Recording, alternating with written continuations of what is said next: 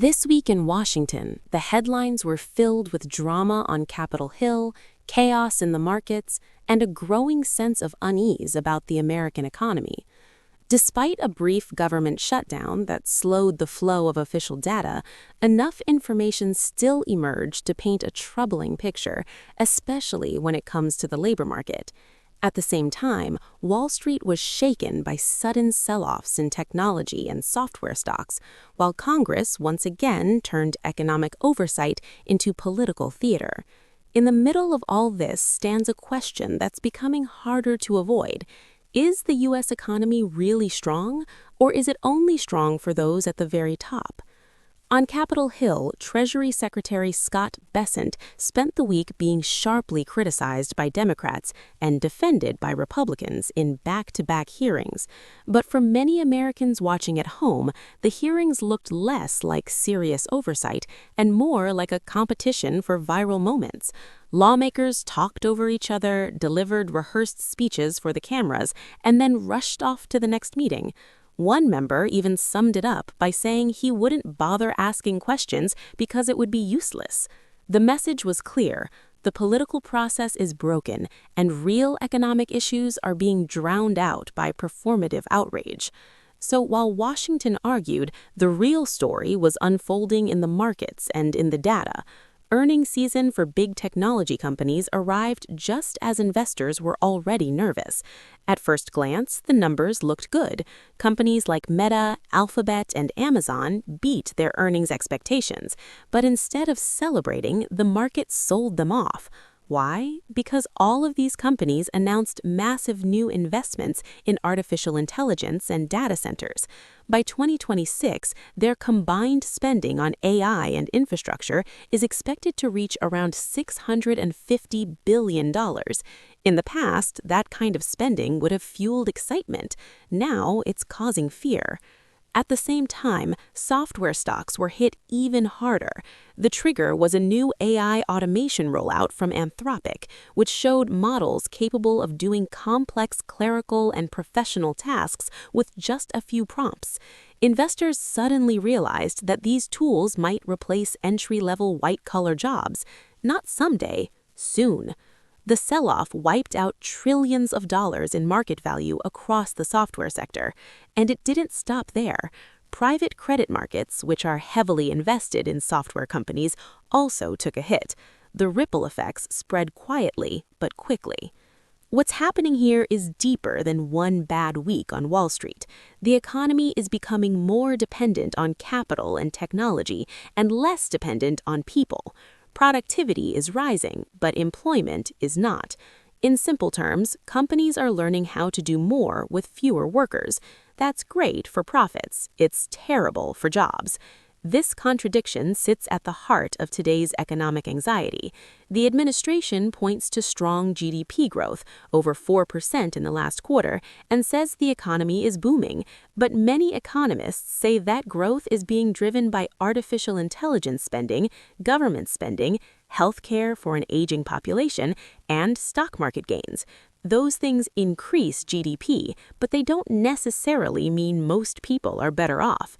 In fact, when you strip out AI investment, some research suggests the economy would be close to flat. And when you look at where growth is happening, it's not in the sectors that create broad, rising wages. It's in areas like healthcare, which is expanding because the population is getting older, and government, which grows when the private economy weakens. That's not a healthy long-term model.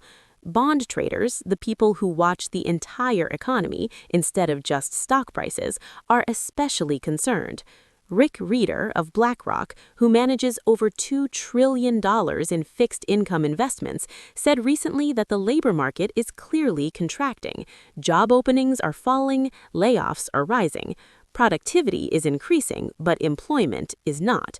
He described the economy as running on only a few cylinders, capital and consumption by wealthy savers, while younger workers, small businesses, and lower-income Americans are being squeezed. That's the hidden story behind the headlines. The economy looks strong if you measure it by capital flows. It looks weak if you measure it by jobs. Nowhere is that clearer than in the labor data. Even with the shutdown delaying official reports, private sources filled in the gaps. Challenger, Gray, and Christmas reported that 2025 was the worst year for layoffs outside of the COVID era in more than a decade, and 2026 is starting even worse. In January alone, U.S. employers announced 108,000 job cuts, more than double last year's number for the same month.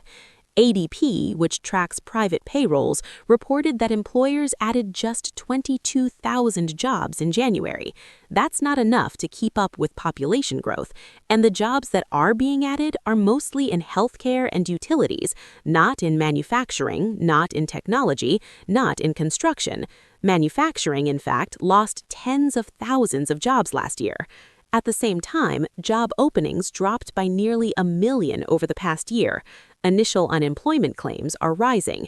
In plain English, fewer companies are hiring and more people are losing work. This is what happens when productivity replaces labor. AI doesn't just change how work is done, it changes who is needed at all. The administration says it's helping workers by cutting taxes on overtime and tips, but those policies don't mean much if people are working fewer hours, getting fewer tips, and losing their jobs. A weaker dollar was supposed to boost tourism and manufacturing. Instead, tourism to the U.S. fell by more than 4% last year, costing the economy about $50 billion. Manufacturing investment has stalled because companies don't trust a government with no industrial policy and unpredictable leadership. In short, capital is doing fine, people are not. One of the most painful symbols of this shift came from the media industry itself. The Washington Post announced layoffs that wiped out its sports department and many of its international reporters. 300 jobs gone. And that's just one company. Multiply that story across tech, retail, logistics, finance, and journalism, and the scale becomes overwhelming. This is why economists warn that an economy built only on capital is unstable. You can't have long-term growth if people can't find work. You can't have social stability if productivity rises but wages fall. And you can't have democracy if economic power concentrates while labor disappears. The big question now is whether the U.S. economy is facing a temporary slowdown or the beginning of a structural shift where jobs no longer return.